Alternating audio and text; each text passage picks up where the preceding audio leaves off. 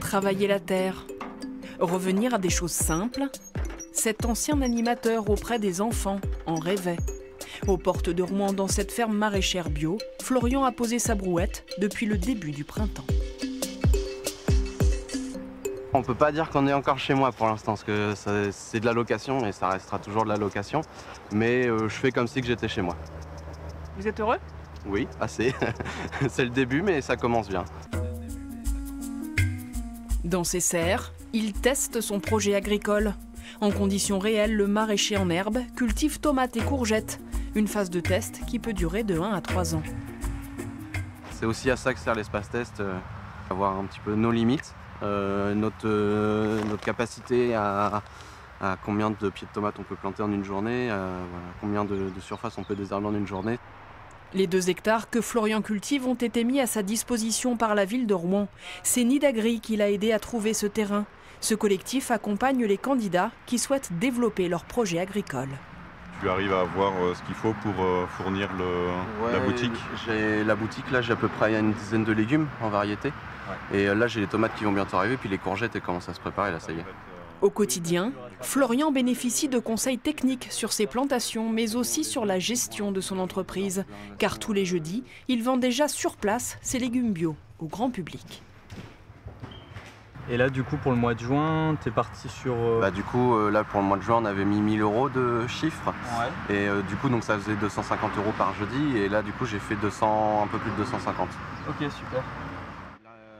Ça m'a permis d'avoir des chiffres un peu plus réalistes. Et puis, non, tout seul, voilà, il y a tellement de choses à penser, tellement de choses à faire, que d'avoir un accompagnement donc au sein de Nidagri, ça nous permet, nous, de nous décharger mentalement de ça et de vraiment se concentrer au champ, sur la production. Pour ceux qui ne viennent pas du milieu agricole, cet accompagnement est l'occasion d'intégrer un réseau de professionnels.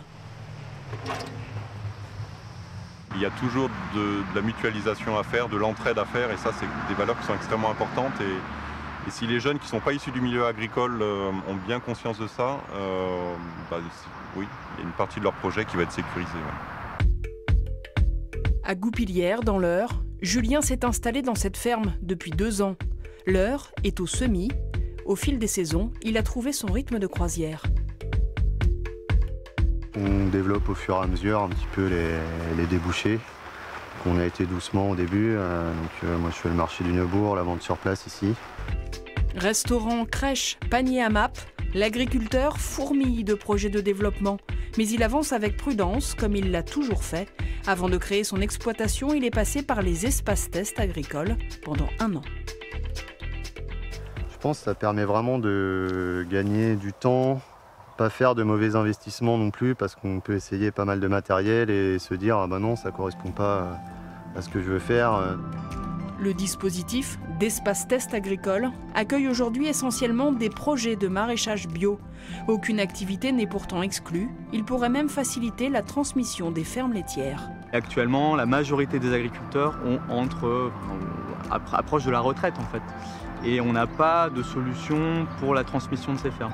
Et le test agricole peut être un des outils mobilisés pour ces transmissions-là et juste pérenniser les fermes normandes, quoi. Un enjeu de taille en Normandie, 2e région laitière de France.